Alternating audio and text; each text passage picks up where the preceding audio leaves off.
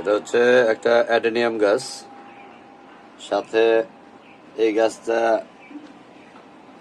মানে অটোমেটিক্যালি হয়েছে, কি গাছ যায় না। এখানে আমি কিছু ড্রাগনের বীজ ফেলেছিলাম, ড্রাগন ফলের।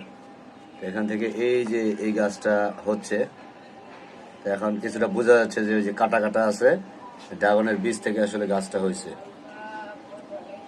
এই প্রথম আসলে ড্রাগনের বীজ থেকে গাছ হওয়ালাম, হইলো আর কি।